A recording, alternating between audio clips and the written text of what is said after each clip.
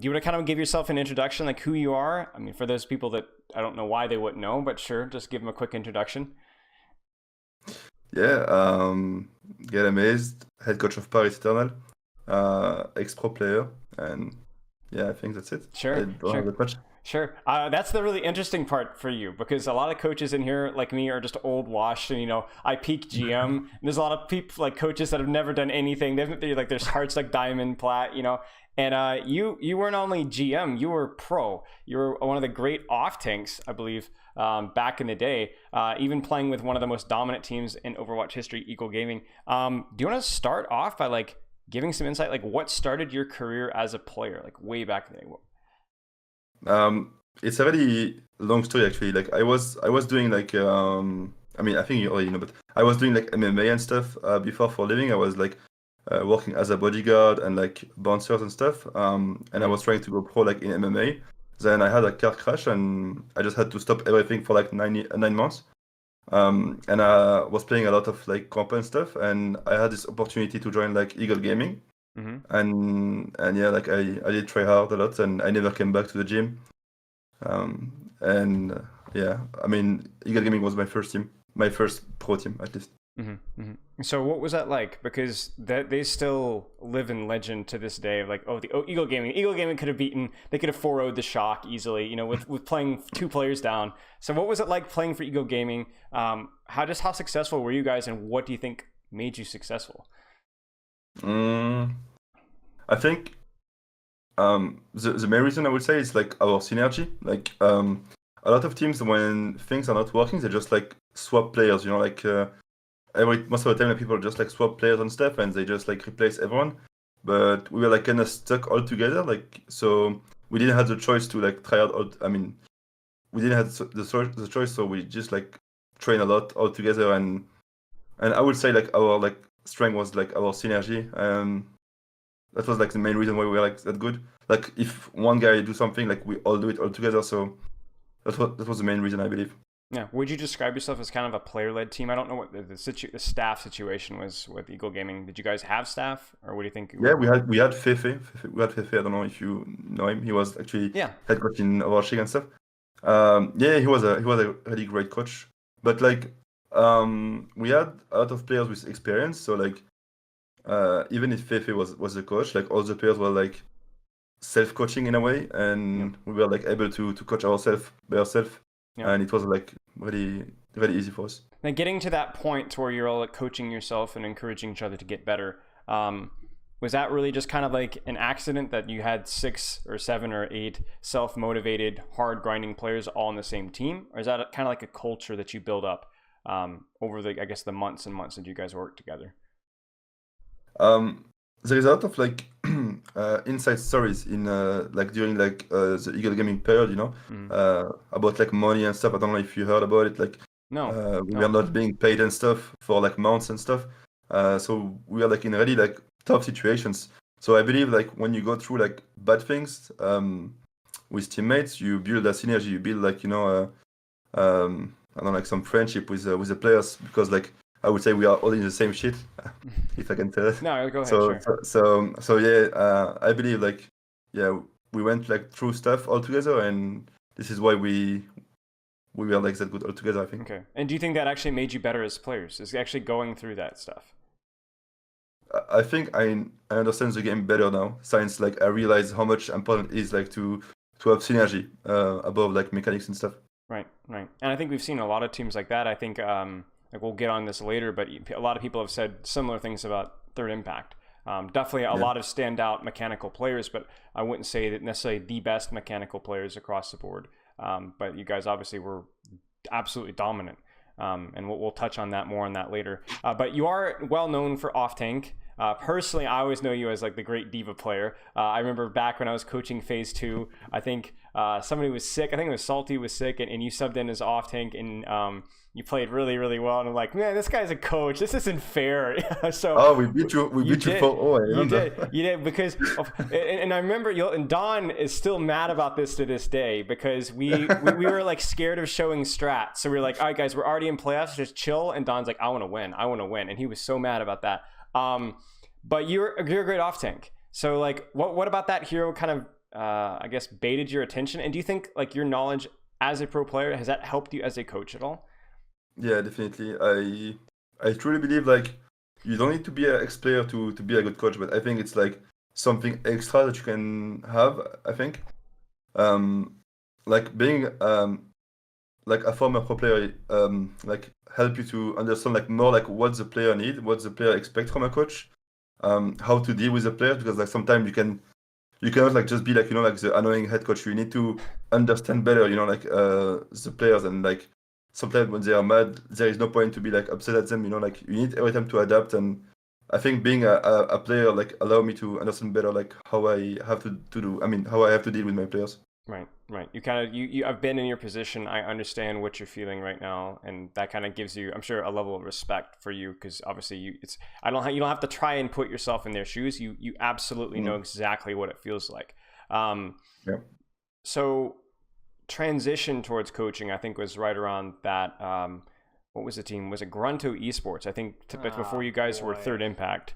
You know Uh, what this is? Thank you, Neo, for the raid. This is a trash can. So what was that transition like? What kind of sparked it for you? Were you kind of already a player leader and just decided to pursue coaching more? What was that like? The thing is like I was like so mad because I had like zero opportunity, as a player. Like I was like doing so well in like every tryout, and every time that people were saying like you are too old or like we're not interested, like I don't know, like every time like I was having like really bad like answer or like zero feedback or whatever. So I was like, you know what, like it's time to move forward. I want to stay in the esports. So I just like decide one night to go like to try like myself as a coach, and I start like DMing like every teams in NA contenders because I wanted to go in NA. And the same night, like the guy from Gronto Esport told me like, yeah, we know you a lot like from the EU scene, and we would love to have you and stuff. He told me like, yo, we're screaming in like 2 hours. Can you join? I said, yeah, why not? And yeah, I came in there like stream, and I did some few feedbacks, and like all the players really liked me instantly. So they offered me the spot after the first block. Awesome. Well, that's quite the impressive trial then. Like they just give you the jump. Okay, but actually just jump, please, quickly as you can. That's awesome Yeah. then. I guess this wasn't a question I was anticipating asking you, but I think you touched on something important there. Something I've been reading up on a little recently, and it's like how your age was kind of used against you. There's Mhm. another pro player, I won't leak his name, in European contenders who didn't even share his age because he felt that people would use it against him as a weapon. Mhm. And for you, do you think that that's something that's unfairly abused? And what are your thoughts on age in esports in general? Because it is something that comes up a lot. I mean, mm, I'm not a huge fan. Like, I believe like, I mean, it depends all, but at least like for like off tanks, I would say, um, game sense is probably like the most important thing. And I can tell like legit, like when I watch containers sometimes, like I just okay, it sounds really arrogant, but like I just feel like better than than few diva players because like like there is like this new generation of like off tanks which like arrived like in the like in containers just by playing Sigma, and Sigma Right. was like more like mechanics than just game sense, Mm-hmm. and like there is this new generation of like off tanks who have like not that much like of game sense, and you can tell like pretty easily like they're not that good and stuff. So I don't know about age. Like in my opinion, like it doesn't mean anything. Like for example, like, look at Soon. For example, Soon is Right. like amazing and he's like kinda old now. I mean, Neptuno is old too, and he's doing like really great, So no, I mean, I think age is a problem just because like it's a business thing, and like the people who put money in esports like don't really understand how like you play the game. So they just see like the investment, they wanna take like new kids to sell them later, or I don't know, like So yeah, I believe it's more like a business thing than like just like true performance. Makes sense. Makes sense. And that's definitely unfortunate because as you said, like the game sense is such a huge aspect of so many positions.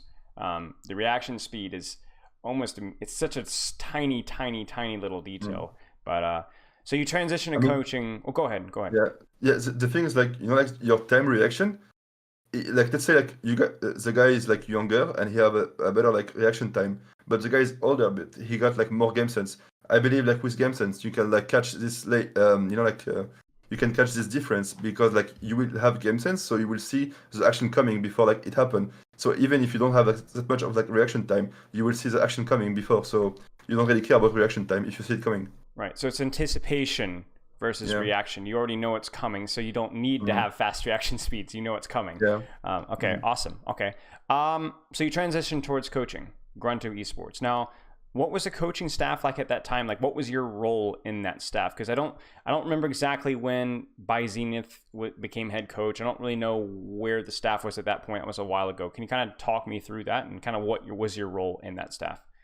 Yeah, at the beginning it was only Byzant and I was like the big brother of the players, and I was like doing like only one-on-ones, and um, I didn't study yet, but I'm like learning a lot on my side, like how to be a mental coach and stuff. So like I read a lot and I try to help them like to be in the best shape in terms of Mm-hmm. mental and stuff. So yeah, I was like more trying to be a player development coach. Like I help them to be the best in game, outside of the game. And yeah.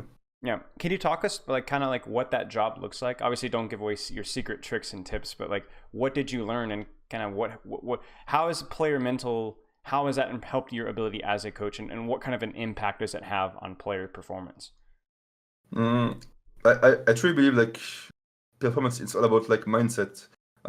Like for example, like when I can tell like when a players give up, he play like way. I mean, he's become like really weaker, and I believe like if the player is in the good shape in terms of mental, and if he is like confident and stuff, he will just like perform way better. Like so many times, like if you just like take a fight with like confidence, even if the guy is like 10 times better than you can still have a chance to beat him. But if you go into the fight like with like not that much confidence and expecting that you will lose, you will just like get like destroyed. So I believe like if you help every players to be like confident enough and to trust in himself and his teammates, you will perform like way better. So I Right. think that's what I was doing. I was trying to make everyone confident and try to improve, help them to improve in terms of like mechanics and game sense. Right. And that sounds like a really tricky thing to coach, though. Yeah. Because it's like very intangible. Can't it's not okay. You stand in this position right here on this map. That's my job as a coach. But it's like getting inside their heads, building that confidence. You talked a little bit about how you had a background in MMA and stuff before that. Before transitioning to Overwatch, were there any life skills that you took before Overwatch that helped you in that role? Mm, mm, it's a lot actually. I think it's like um, you learn to have a lot of discipline when you do like that kind of sport and martial arts and stuff. Mm-hmm. So I think it's more like my work ethic and my discipline. Like I'm the kind of guy who like meme all the time and have fun all the time. But when it's time to work, like no one can outwork me. Like I'm not afraid of like working like 20 hours a day or like even more sometimes. So I mean it's all about dedication, and I believe like with my past experience I learned that, and I learned that like it's all about like working hard and earning everything by commitment and stuff Right. with commitment. Right. Makes sense. Makes sense. So you kind of brought up with Eagle Gaming how it was very much a tight knit group of players, players giving each other feedback, keeping each other accountable, that synergy, that trust that you guys build up over the months and months that you guys work together. And then going from Grunto, then name change to TI, right? Yeah. And from what I know of that team, that like Eagle Gaming was a very trust, family, synergy kind of a team. Do you want to kind of talk like what that team environment was like? Um, when we were like doing the tryouts with Zenith, we instantly said like we don't really care about like having the best mechanical players. We wanna have players with like good attitude and mentality, because I believe skills and game sense and stuff like it's something you can work on it and get it like with time. But like having someone like who is really nice and I mean I think being a good teammate is harder than being like a good mechanical skill player. So we just like pick up like players with a really good attitude, and we just like help them to get better at the game after. Mm. Like legit, for example, like Tayo. I remember the first time Zenith told me like, look at this guy, POV, and we started the stream, and when I heard his communication and the way he was like saying every time like it's fine, bro, go next, go next. Like, he was like such a good teammate. I said, whatever happens, this guy is in the team at the end of the block. I don't care. If you don't pick him, I just quit. I just don't give a fuck. And and yeah, we just like picked him instantly. Yep. Yep. So yeah. Do you think that like that because you brought up this earlier of like the confidence and how much that can help a player improve? So do you think that kind of an attitude helps confidence? Is there something else that attitude helps the team environment play well with, or how does that Um, help? I think if you don't enjoy what you are doing, you will never like do it correctly, or you will not like succeed in what you do. So I believe like having fun, and I mean I truly believe like the most important thing is like the team environment, and that's legit what I'm doing right now with Paris. Like my first thing, because before anything, like before like the strategy and all the stuff, like I was just aiming to have like the best synergy between the players, and making sure like every players like are really nice to each other, and they are having fun all together, because it's gonna be like a really tough season, and if you don't have fun, you will just like mortal boom after like too much. Yeah, yeah, I think that's a very wise decision. And then I guess as you're building TI, the team grows and grows and grows and grows, and you continued as a player mental coach through that. Mhm. Do you have any I stories mean, to share? Well, go ahead. I was just a player development coach. Like they just called me, like that thing actually like was bad for me, because like Uh, I remember I like applied for a team, and they said, sorry, we're not looking for a mental coach. I was like, I'm a mental coach. Like I know about the game and stuff. Like just ask me. Because it's actually like because of Tyro. Like Tyro was every time tweeting like, "Oh, I love GetAmazed. He's the best mental coach in esport." I was like, "What the fuck? You are describing my career." Like everyone now thinks that I don't understand the game. I just like, like I'm just a mental coach. But yeah. But yeah, I was just the same. Like I mean, the name of my role changed, but I was just the same. I was doing like player development coach. yeah, yeah. Do you have any fun stories or interesting stories from that time period that you can think of? Mm, If you can't leak anything, I understand, but I just figured I I'd ask. I have one story, but I just can't say it. But Oh, unfortunately. um, I will say I help uh, some players with like men's problems, With what without problems? saying men's problems. Oh no. I help them to learn things and go through things, and yeah, Okay. Well, good for you. it I'm was sure. very funny. I think it's just interesting because so many of the players that I've worked with, and I'm sure you've worked with as well, is especially in esports, is that they haven't really had that same level of like sports experience that maybe a person like you has kind of involved with. You've probably always worked with coaches and with teachers and like figures of authority, and not just authority, but kind of mentors, right? And so I guess you get into esports and you were probably a oh boy, we got people laughing. Um, oh no, I see icy in my chat. No, I'm not gonna, no comment. But so I guess you kind of being a mentor and just a good example to those players is probably a big impact. I'm having a hard time focusing here. I mean, no, because the thing is, I have the story in my head, and I see just popped here. Yeah, that Yeah, can't be an accident. yeah. So yeah, I'm gonna focus again. So. That's okay. That's okay. So, like, I guess because like TI falls apart. They fall apart like over time, and that's always how it is. You have a very successful contenders team. People get sniped by Overwatch League, either staff or players, and then it slowly diminishes, and that's kind of what happened with TI. And obviously, as sad as that is, it is good because a lot of people like got opportunities to move on. Tayo's in Overwatch League. Zik got his opportunity. You've got yours, and there's still players like Icy who are out crushing contenders right now. So right before you transition to Paris, there's a brief period where you pick up head coach. And obviously, I think from what you've said is that you really didn't feel like you did a good job because you were already torn. Like you had trials and a bunch of other stuff going on at the same time. But there's an important question that I have because you went from being player mental coach to head coach very briefly and then Overwatch League. Like we're talking about one step and then huge step afterwards to almost like a different job. What was the biggest challenge for you making that transition? Not just from Paris, but also in, I guess, what was Drifters at that time?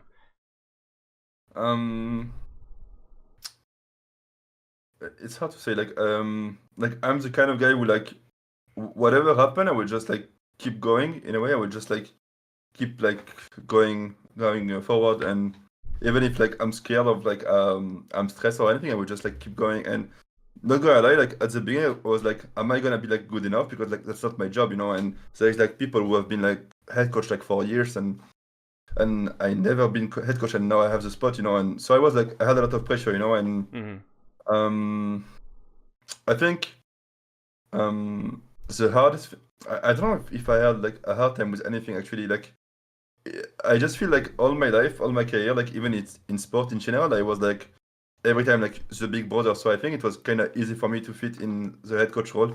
So yeah. Yeah, all the work that you've done the last couple of years kind of trained those skills for you into that Yeah, I transition. mean, even when I was like a bodyguard, I was like the how do you say not the captain, but like the leader of my group. You know, like we were Right. like every time Right. three, and I was the leader. Right. So yeah. If you ever have a player misbehave, do you ever bring up your history as a bodyguard? Hey, just so you know, I did this for a job, so you guys might want to behave. No. I mean, no. Sometimes I wish. There's Sometimes I that wish. quick Like, second where you paused. sometimes, It's Neptuno. It's got to be Neptuno. It's definitely I see, for Neptuno. example, I say like I legit sometimes like wish I could like just like go like fly to you, you know, like sometimes. But no, I Definitely mean, Neptuno. Absolutely Neptuno.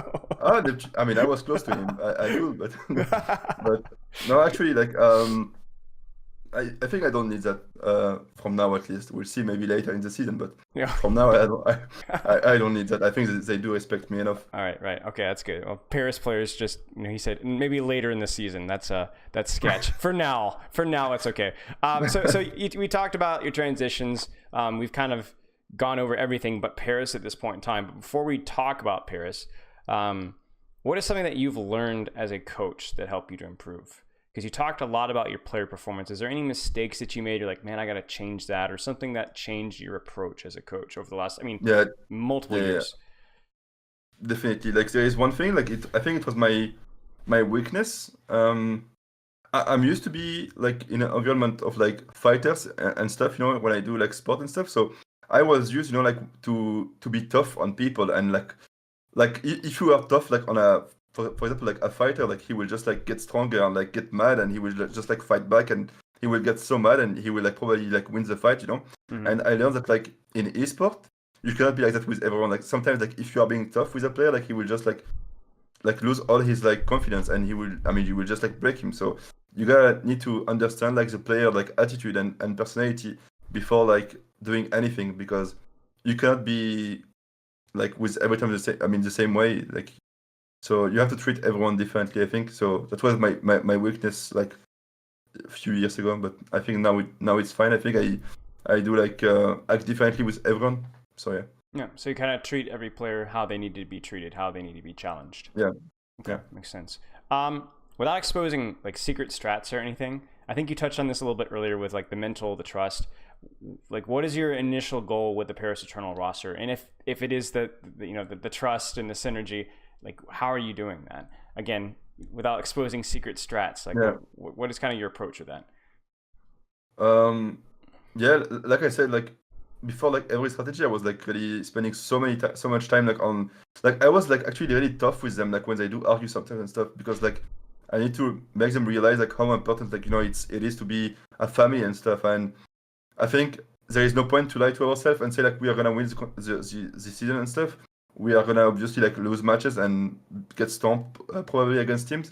So I think the players need to hear that and to be prepared for that. So if they cannot count on each other, and if they're like not a true family, they will not like support each other like during like tough moments. So I did spend a lot of time on that, and I'm still spending time on those things, because I think it's like extremely important for me.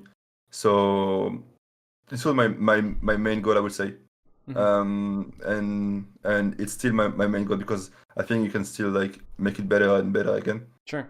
So okay, almost like in a way like the Eagle Gaming, but in a different way. But that adversity builds the trust, builds the strength, and ultimately made you a better team. Yeah, I every time take the example of Eagle Gaming, because like we were not like the best players, like mechanically speaking, not the best, but just because we were like such a family and we were like playing like all together, we were like extremely strong. Makes sense. I mean, you guys looked good. It was just obviously the show match versus Boston. But I think like if nothing else, after reviewing your matches, you guys looked very confident. Very confident. There just wasn't a lot. You guys just didn't show respect. Like you guys, we do this and we do it our way, and like we're just gonna have fun. and that's what it looked like anyway, and it worked relatively well, I think. Yeah, there's like a quote I like to use to my players. It's like something that Mike Tyson said. You know, like he said, like everyone have a plan before like getting punched in the face. You know, so that's what I said to my players. Like they all can set up plans. You know, like but if you hit them before, like what's they gonna do? Like Yeah. you know, like they're like, oh, we gotta go left, but what if I just run at you? You know, like you will not go anywhere. Like you just say stay here and die. Right. So you're playing. So that's what I'm. You're not just playing strategy, but you're playing the mind game. You're going to win the Yeah. mind war against these teams. Trying Okay. to be alpha on everyone, even if you're not the best. Sure. I respect that. That's a good way to win a lot of games. Yeah. So I guess we've talked about a lot of different things, trust, synergy, all that kind of stuff. Do you have any words of wisdom for aspiring coaches, aspiring players looking to chase that pro esports dream? Because you yourself, but also a lot of people that you know have kind of made it. Like what words of wisdom would you have for somebody who's looking to still pursue that dream even now? I think you like. So there is a lot of players, like even coaches, like they every time say like I want to make it to the Overwatch league or anything, you know, like and when it comes like to making sacrifice or like to working like 1 hour extra, sometimes like, they just don't do it. I believe like if you want to reach your dream, and if you want to like go to the Overwatch league or whatever, you have to not like lie to yourself, like do the job like properly and just like don't skip things, you know, like keep working extremely hard and don't rest, I would say, because like every time like, it's raining every day, like I mean everyone is like raining like so much like every day. So if like for 1 hour you take rest, like the other guy during 1 hour he will like keep grinding and become like better than you. And I think it's a race. You gotta need to grind like every time nonstop until you reach your dream. And if that's really what you want to do, like just go for it. Do never stop. Like whatever people say, do keep going. If like people like destroy your image and like say bullshit like behind your back, whatever, like I think everything can be earned with like enough like of work and stuff. And even if like people like talk shit about you in your back and say like spread some fake rumors, like just with your work and with some results you can show that it's a lie. Sure. So yeah, Sure. I think Okay. it's all about like working really hard. Okay, that's respectable. Okay, so we get to my favorite part of the interview, the one I kind of sprung on you just a few minutes ago. We're talking about the individual players. Before we do that, can you kind of walk me through, obviously without leaking details, like the Paris Eternal trial process? The players that you got a lot of great players, a lot of players that some people maybe not are as familiar with, and some old pros. So can you kind of break down like what was the trialing process? Like what were you guys looking for? And then I want to ask about each individual player because we're going to get the juice on that as well. So break down that trialing process for me if you can, like what you can share. Yeah, it was a long time ago actually. Like there is a lot of like really good players, but I believe we try to take like the players with a lot of like potential. You know, like I like to take in consideration like the players with like, you want to take like their current like level, and you want to add to that like their experience in the Overwatch league. And if like a player like in Contenders have this like a close level with someone who was in the Overwatch league, I will like take the guy from Contenders because like obviously like he have like a better like improvement. Yeah, he can improve like way more. So I think it was like I really liked the trials like session. It was actually like really exhausting because like I was doing the head coach for Third Impact. We changed name again. It was Drifters. But yeah, I don't remember at all. Like I don't remember like all the details, but like there is a lot of like good players during the tryouts actually, and it was really interesting. Yeah. I did like it a lot, and I did a lot of like one-on-ones, and that's probably like why I had the spot. I think because players like did vouch for me. Right. So again, it was like you kind of built that camaraderie with the players directly with those one-on-ones. Yeah. That's good. So what happened is like I was like every time I do a tryout, I go like 80%. Like I don't show like everything I can do, and this time I was like, I will probably like get sick and get exhausted after that. But like I was like, let's just go hard, you know, and whatever happened. And I was like doing like 6 or 7 hours of one-on-one after scrims. So I was like doing 16 hours of Overwatch per day during like few days. So And you're confident in doing all the roles for that, even though you're mainly an off-tank player. Yeah, I think it was good. Wow. I think I do watch a lot of like players POV and I learn from them a lot. That's impressive. And I think I understand roles. Mm-hmm. So yeah. Okay, that's impressive. Now, before we get to the individual players, you did pick up JMac, who made a big splash really briefly with the work he did with Dark Mode and that infamous 3 million word write up he did. Kind of like how did he get in and kind of what is his role? Like, what are his strengths as a coach, and what's it like working with him? GMAC like impressed me a lot actually. Like the first thing I said to Avala is like I said I want a coach with me who is not afraid to work a lot, and I can really tell like GMAC don't care about like spending hours of working. Like I really enjoy working with him. Like he's extremely smart actually. Like I'm really grateful for him. I mean, the guy is like carrying so much legit. Like he is like extremely smart. He got like so much knowledge about the game. And even like me as a head coach, sometimes like I ask for him like I ask him like some advice because like he got like experience in the Overwatch League with like head coach. Yeah. So I do ask him like feedbacks and stuff about like what should I do better and stuff. Yeah. He's honestly like he's carrying a lot. Like he's doing so much. Yeah. Another ex-player as well to turn coach. Yeah. That's interesting. Yeah. So what is his role with Paris? Is it just strategy or just giving you guys feedback, or like what is his role? He's mainly like doing like all the VOD reviews, giving feedbacks sometimes in games. But yeah, it's mainly about like strategy and yeah, like some feedbacks to the players and doing the reviews. Yeah. Awesome. Okay, so this is the part I've been waiting for. So we get to go down the list and talk about each player. Now, obviously, don't break down their strengths and weaknesses. There's some stuff that should remain private, but like the player themselves, like who they are as people. Starting off with Don. Now, Don and I go way back. I've been working with him and been his buddy for a long time. We have a very tumultuous relationship, but I love the heck out of Don. He is such a hard worker. Tell me what impressed Don, what impressed you about Don, and then what kind of a player is he in game? I mean, I actually love Don, like legit, like he's like a kid like with like so much energy, like legit, like when he's in a good day, like this guy like keep shouting, like he keep like hyping the team every time, like he's a really like, extremely funny guy, like, and he's actually like extremely strong, and he worked like so much about like everything, like not only about the game but also like about him as a player. Like he tried to be like the best player possible, he tried to be like the best teammate possible, and I'm really happy like with all the effort he put in, and yeah, I love that legit, like the guy like.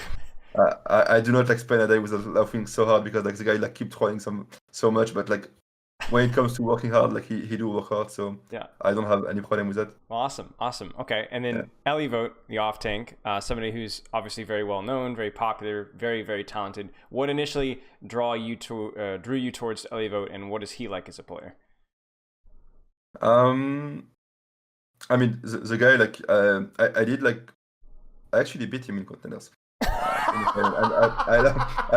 love telling him that we actually beat them. I won contenders like the final against him. I love to remind him that just to banter a little bit. It was only good also like with him, but yeah.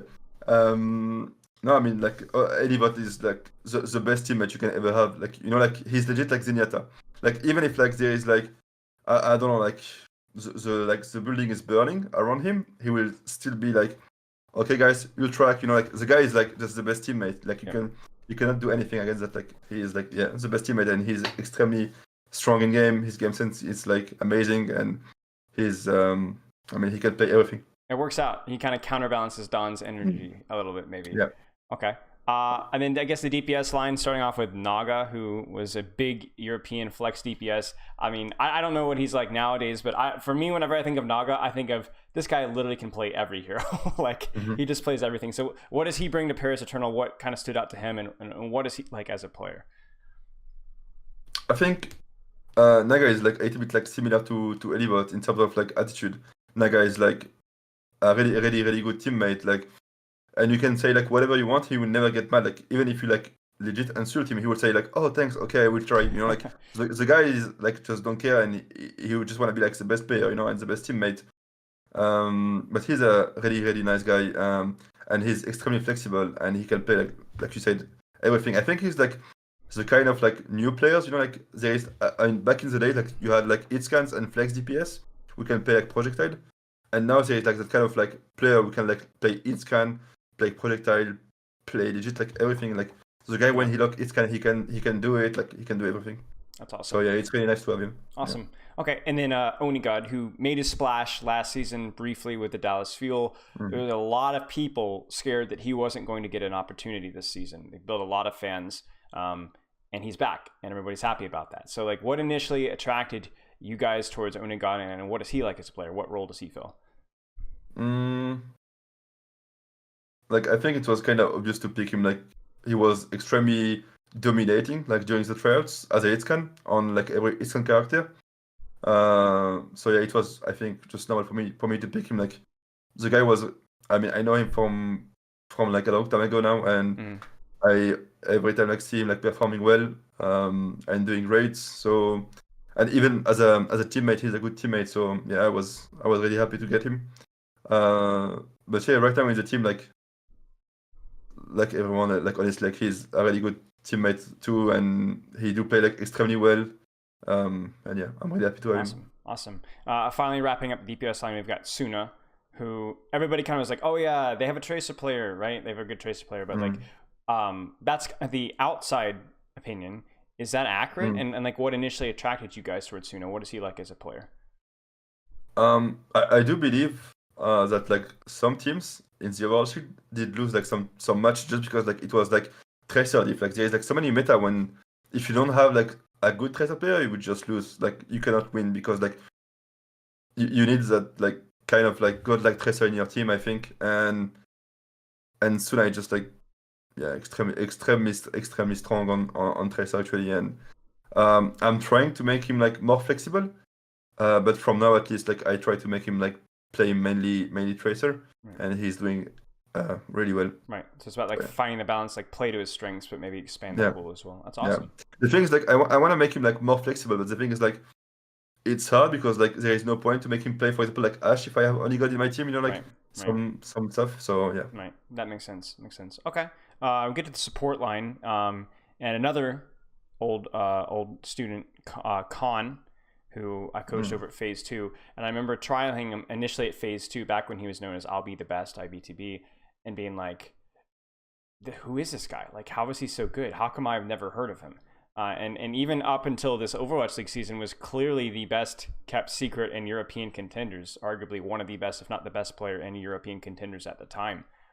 Just a ridiculous flex support. Played a lot of DPS way back in the day as well. So what stood out to you guys with Khan? And like, what is he like as a teammate? The first time, like I was like, who is that guy? Because I don't even know him. Like legit, I didn't know him. And when he just like came in the trials, I was like, who the fuck is that guy? Like he was like just like rolling everyone, legit everyone.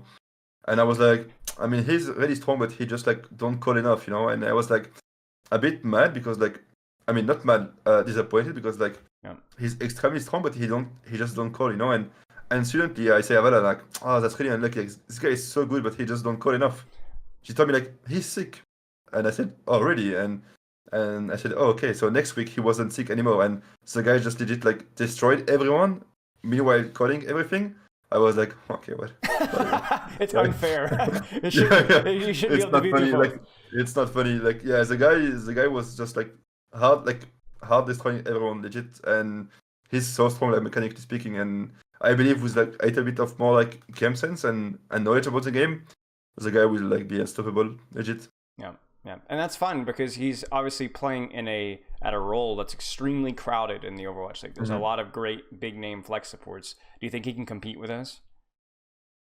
Yeah, without being biased, I think he can. Yeah, that's awesome. Good to hear. Okay, last position is Neptuno, main support. Obviously, someone who's been around the league for a while. Maybe something you can relate to, being the old washed player that nobody wants to sign. At least that's what everybody else thinks. Tell the haters why they're wrong. What's going on with Neptuno? No, it's true actually. He's actually terrible, and no, That's excellent. no, actually, like it's very nice to have like someone like that because like you like in the Overwatch League especially like you cannot like coach mid game and stuff. So having someone with like such like so much like knowledge like him, like it's so nice because like he can legit like be the coach in game and like he got like so much experience, so he helped like everyone, like even me as a coach. Sometimes he give me advice and stuff. Like he's like really useful, and even in terms of mechanics, like he's still doing like, really great. So it's really nice to have him. Yeah. That's awesome. He seems like I mean, I don't know him well, but he strikes me as someone who's very intense as well. Like he's not just there to Yeah, I mean coast. he's Spanish. Yeah, Yeah. Oh, yeah, of course. There you go. you can Very tell. good. Yeah. Which kind of breaks the archetype. People are thinking, oh, he's an old washed Overwatch League player. He's not as motivated. He strikes me as somebody who's very motivated, very intense, and I think that's like definitely earned his role. But yeah, like you said, like have a lot of players, a lot of new players, and then somebody who's not only more experienced but who's also older, kind of in game, giving that leadership. So that's awesome. I don't have any other questions. Do you have anything that you were dying to be asked that you would love to share, or does that wrap it up? Not really. Maybe the chat. I don't know. Okay. Yeah, chat. We could do that for just a couple minutes. Does chat have any questions? We'll do this just for a few minutes if you guys have any additional questions that we didn't touch on. So yeah. Let's see here. Somebody in chat was asking about, did you have any EU contenders players that you're kind of keeping an eye on? But obviously, I'm not sure if you want to leak that. There is one, like legit. I can tell. I don't have any problem with that. Like Sure. it's Sir Majid, the flex support. Yeah. I know him like since a long time now, and Where is he from? It's Arabian. Where is yes, he? Arabian Saudi. Yeah, yeah. He's an in excellent English? flex support. Yeah. Yeah, he's an excellent flex So support. yeah. Yeah.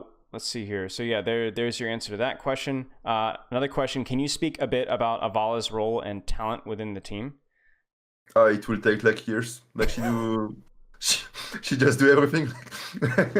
Like I mean, it's really hard to say like what is her role because like she was the scout, she was the coach, she was the manager, she was the community manager, she was she was doing everything. So I think it's kind of tough to answer that question. But from now at least like she's being like